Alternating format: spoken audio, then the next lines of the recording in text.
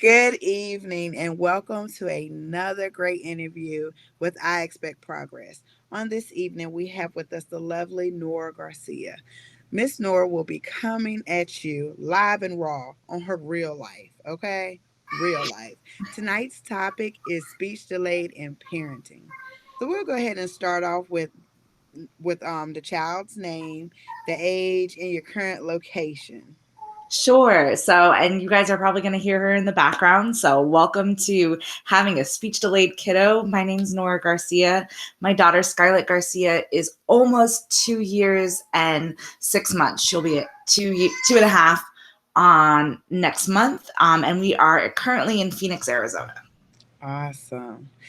So, at what age did you notice, hmm, Scarlett is speech delayed or she's delayed in something, something's different? At Right. So, what age? actually, at 2 months, we realized that she was Coco's not working. Oh no. Okay, well we'll have to try again later. Later. Come on.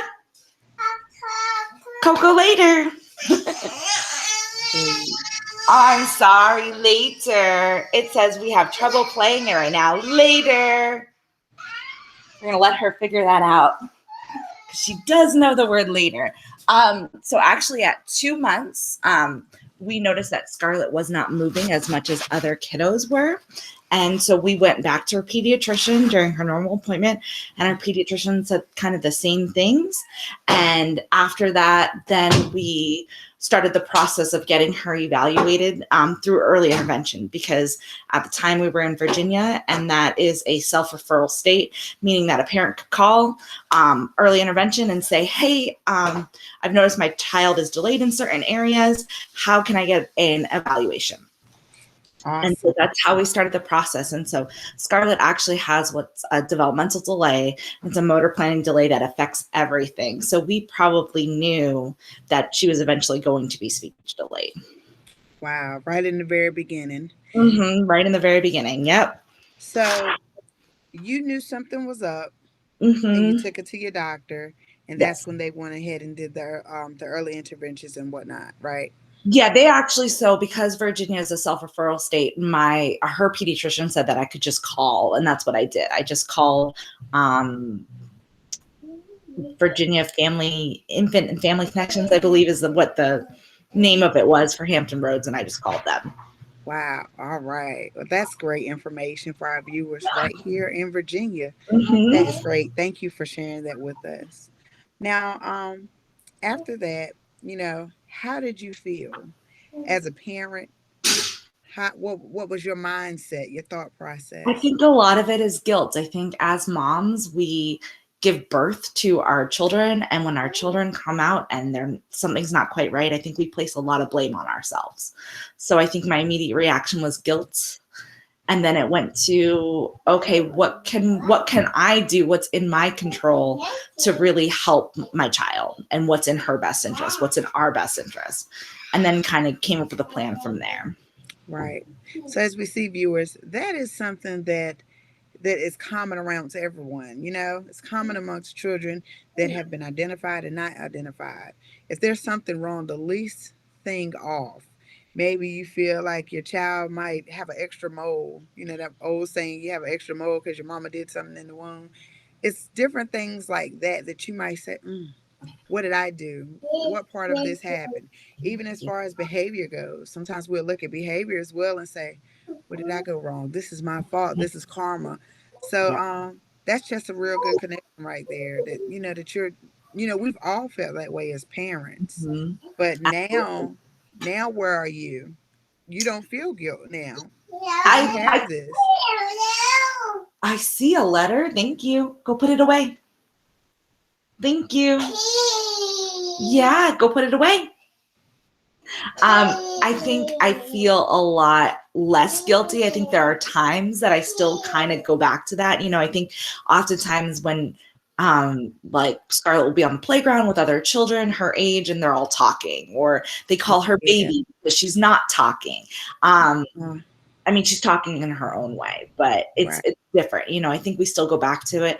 But I have a great team, and I have a great support team, and I have a great family, that kind of all help. And I think that is really important, and that plays a really key role in making me not feel so guilty of, Right. okay, I can rely on my support system. Right. And guys, that is very important. No matter what the situation is, relationship wise, parenting wise, just having that support, someone there, not anyone that's bashing you and saying, well, I would do this and I would do that. And why would you let them still do this? And it's things like that. That's that negative vibe. Only good vibes here at all times. And I'm Mhm. glad that you had that support Yeah. because there are a lot of moms that are battling with this in silence. Right now, they're probably looking at this video saying, wow, I feel that, I see that, but I don't know what to do. So, I Mhm. mean, yeah, I understand. Wow. Mm.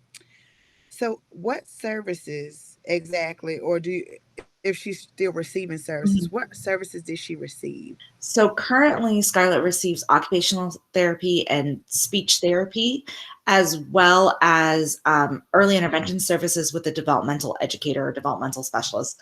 Um, it's basically like a preschool teacher that just kind of helps her overall development. And that's because Scarlett actually goes to a clinic for speech and occupational therapy because our insurance covers it. So I'm Okay. all for whatever insurance can cover, get those services. And like, Yes. we're really lucky because early intervention's free for us as well. So she has some combined services just to kind of help her motor planning, since it does affect more than one area.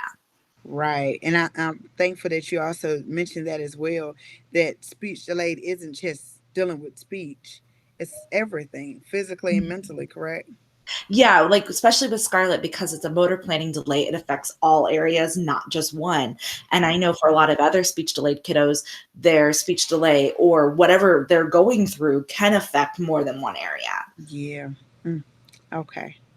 So, what tips do you have for other mothers who possibly could identify that their child may possibly be speech delayed? Say that Trust again. your gut. Go Trust that. see Make an appointment with his or her doctor, go see them, advocate for them, which I know is sometimes easier said than done. If insurance covers it, developmental pediatrician, like her neuropediatrician in Virginia was fabulous. Their team was fabulous and got her identified, got her more services than early intervention was willing to give her. And I just think that's so, so important. Right. And then find a community. And also too, I know for Scarlett, I use the CDC tracker. I have the app on my phone that kind of goes over all the milestones. And so if I felt like she missed one, I could just track it in my phone and then bring it up to her doctor and say, hey, is this Mm. an issue? Or her therapist even, like, hey, is this a concern? Wow, that's awesome. So, Yeah. and it's a CDC app.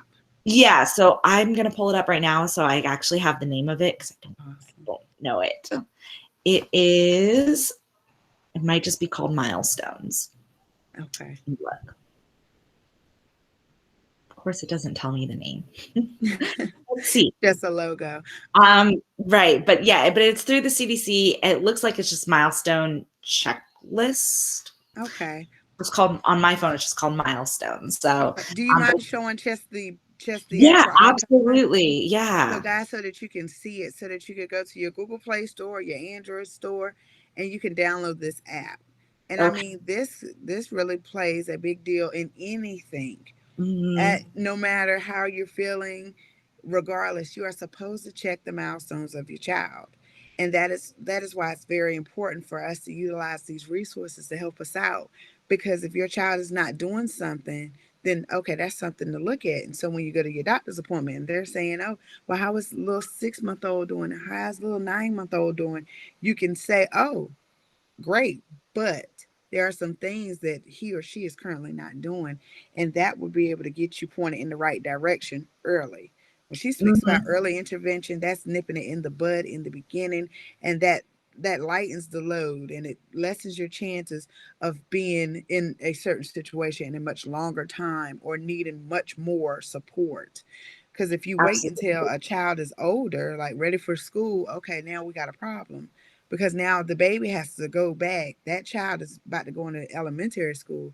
Well, they need to go back to the bud, dud, mud, ma, and pa, and daddy. And guys, it's best to identify these factors early. Okay, don't be Absolutely. ashamed. Do that. Let me stop talking. No, you're Okay. fine.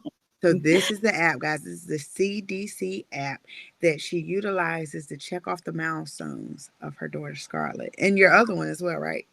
Yeah, so I do have a newborn. I've added her in there. I don't think the milestone starts till about 2 months because that's usually when like Right. milestones actually happen. Right. But it goes all the way up. I want to say it goes up. Don't quote me on this, but like 3, 4, 5 years, like whatever those Oh milestones wow. are. So like even if parents are thinking out there that okay, I have a 3-year-old and he or she might be speech delayed, like they can still utilize this app. Oh yeah. Thank you. Thank you for telling You're us that. welcome. And last but not least, what organization do you work with to help her improve her speech? So right now, Scarlett is in goes to a clinic called Therapy Tree, and so that's the one that is out here that we are utilizing. That insurance pays for, and they're wonderful. She has multiple speech therapists and occupational therapists that she uses, and then as well as our early intervention through the state. So they're contracted through Sunrise Therapy. So and they've also been wonderful. Well, that's awesome. So, guys, you could still go on the website to these places to gather information so that you can see the similarity in that program and possibly see if there's one nearby. You could take Absolutely. that information to your doctor and says, "Hey, this is the type of program I'm looking for my child. Do you know of one nearby?" Right there. Okay. Absolutely. Um, well, that ties up the end of our interview. Is there anything else that you would like to add tonight, Miss Nora? No, just thank you so much for your time. Thank you for letting us share our story. I'm hoping that it resonated with some people out there. And I believe it did. I thank you guys for tuning in tonight for talking with parents of speech delayed children. I really hope you enjoyed it. I hope that this helps somebody. It doesn't matter if it helped one, it helped somebody because I expect progress. You guys have a great evening and just feel free to hit us up. If you're interested in doing a video as well, inbox me, call me, text me, email me. It doesn't matter. Feel free. I'm here to help you so that you can speak and shine light on areas that are dark in someone else's life. Have a good one. Bye.